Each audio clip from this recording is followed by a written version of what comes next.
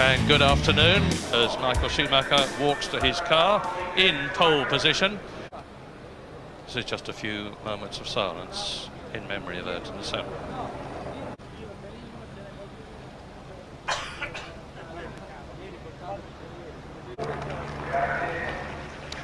The great Brazilian, never to be forgotten any more, of course, than Roland Ratzenberger, who also was tragically killed in this dreadful weekend this time last year.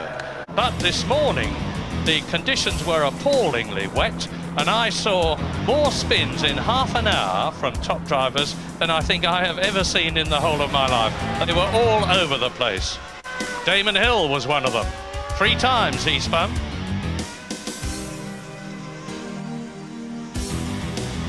And here's the Minardi of Pierluigi Martini, another one. That's Eddie Irvine. He went off very early into the gravel trap, never again to emerge until the end of the session.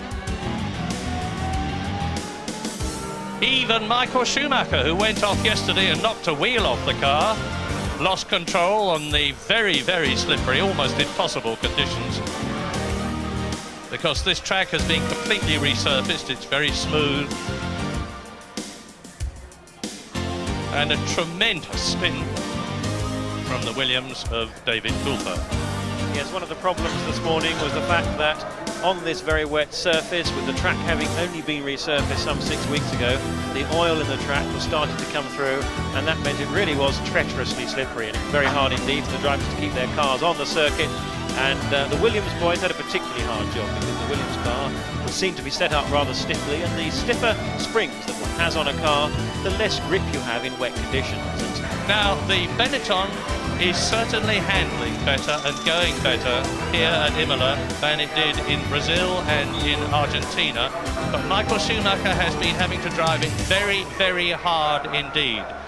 Both Hill and Coulthard are going to be pressing the world champion very hard indeed. Round 3 of the 1995 Formula One World Championship.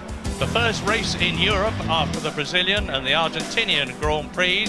And this, of course, is the San Marino Grand Prix at Imola, with 4 new major corner complexes in the track, because the Tamburello has been completely rebuilt to have a kink in it. So has the Villeneuve corner.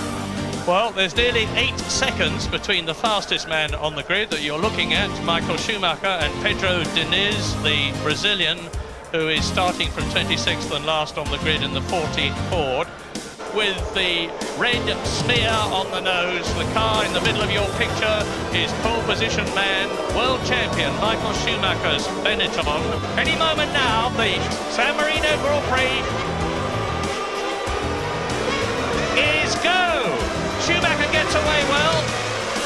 Häkkinen looks as though he's come up ahead of Alesi as they go up towards the Tamburello. Schumacher leads, Berger second, Coulthard challenging as they go into the Tamburello. Right, left, it's still Schumacher, Berger, Coulthard, Damon Hill. Mika Häkkinen has got ahead of Alesi. Johnny Herbert is in 7th position. Alesi is challenging Häkkinen as they go round the Villeneuve curve. That's the second of the new corners here. And now you see coming towards you, Michael Schumacher leading. And this is where Gerhard Berger will hope to be able to get the power down in the Ferrari, cheered on by the Italian marshals, with Gerhard Berger seemingly a bit closer to Schumacher than he was. And those two are already breaking away from the 2 Williams. Schumacher, that's where he went off yesterday, down to the Rivazza. This is lap 1, 62 to go after this. Yes, a good clean start there, and you can see how the drivers are struggling to cope with the reduced grip. They're on the wet tyres, they're pushing hard. The man that looks inspiring actually is Mika Häkkinen. He's back there in 6th place. And coming towards us now, you see the top 4.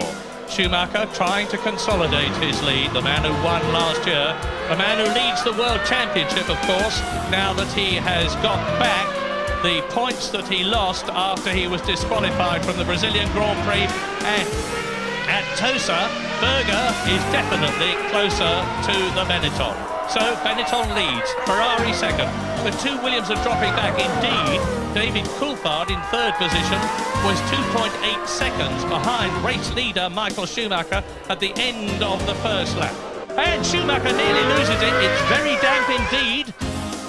Schumacher is right out in front at the moment, but Schumacher and Berger, who I think are going to be favouring these conditions rather than the Williams cars. But now on lap 3 out of 63, Michael Schumacher, Gerhard Berger, Coulthard is 3rd, Hill is 4th, Alesi is 5th, Barrichello is 6th, Mika Häkkinen is 7th on those slick tyres. Now, on the previous lap, David Coulthard was 3 seconds behind the leader. But the race leaders, you see the first 3 together, and they are easing away from Damon Hill as Schumacher comes up to Wendlinger. Now, Wendlinger in the Sauber is in 24th position, and he's been into the pits, and he's about to be lapped by, first of all, Schumacher leading the race, Gerhard Berger right behind him, pressing tremendously hard in the Ferrari. Just in the background you saw David Coulthard. It's still Damon Hill in 4th place. Alesi is 5th in the second Ferrari. In the first of the 2 Jordans is Rubens Barrichello 6th. Then Häkkinen, who is now 38 seconds in 7th place behind the leader. But on slick tyres, he could get that back when they have to come in. And Berger sideways round the left-hander at the Variante Alta, down to the Rivazza on lap 5 out of 63. Well, I don't think Häkkinen will get the 38 seconds back. I think that this now proves, I know this proves, starting on dry tyres was not the right thing for Häkkinen or Mansell. Häkkinen in 7th, Mansell back in 13th place. He lost 5 places on that first lap. And at the moment we're seeing a situation where we need to look at the lap times. We need to look at the dry lap times of Berger is very, very close now with that. He's got cut up badly by the back marker there. Schumacher has got a cushion, a little bit of a cushion, as they come into the first corner again after the main straight. We need to look to see when the dry times of Häkkinen are going to be quicker than the wet times of Schumacher. So we are almost 1/10 distance completed already, and Schumacher, having got past Badeur before Gerhard Berger, is now a bit further ahead than he has been in the past. It's still Coulthard, but he's only 2.6 seconds behind the leader now in the leading Williams, 3rd place. Damon Hill is still 4th, Alesi is still 5th, Barrichello is still 6th. Then it's Häkkinen, Irvine and Nigel Mansell is in 13th position. And we still have all 26 cars that started in the race. Well, that was obviously bad driving from Badeur there. He simply did not see Gerhard Berger behind him. He's been off. He should have kept well out of the way to let these 2 get on with this battle. But at the moment, we've now got a situation in which Häkkinen, who is our slick tyre, dry tyre yardstick, Berger is coming into the pit. And I think Gerhard Berger will be joining just in front of Barrichello, who is in 6th position. We'll know at the end of the next lap. Meantime, you watch Michael Schumacher climbing up from Tosa towards the Piratella on the right, passing one of the 40 cars. It will be that of Roberto Moreno, who's in 21st place, and he's carving his way through the field now. Schumacher. I think it was probably a little bit early for Berger to come in for that pit stop, because we're still seeing Schumacher lapping well, and I think probably another 2 or 3 laps could have been the optimum time. Here's Schumacher. And I think very soon we are going to see an absolute crash of pit stops. I think within the next 2 or 3 laps we're going to see Schumacher come in.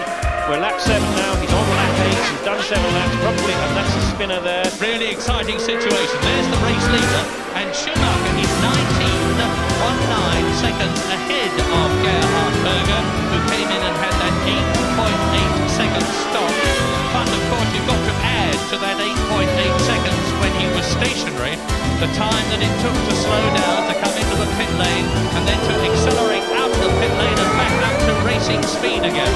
But it's not going to be very long, as Jonathan says, before more of them come in.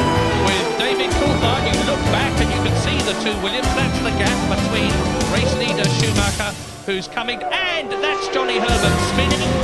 Forced him to spin round. Alesi into the pits from 4th position, stationary.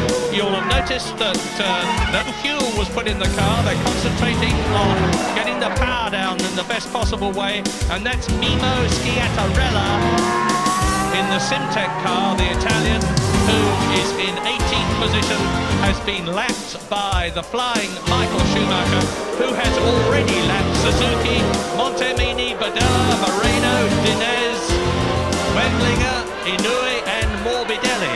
So 26 started.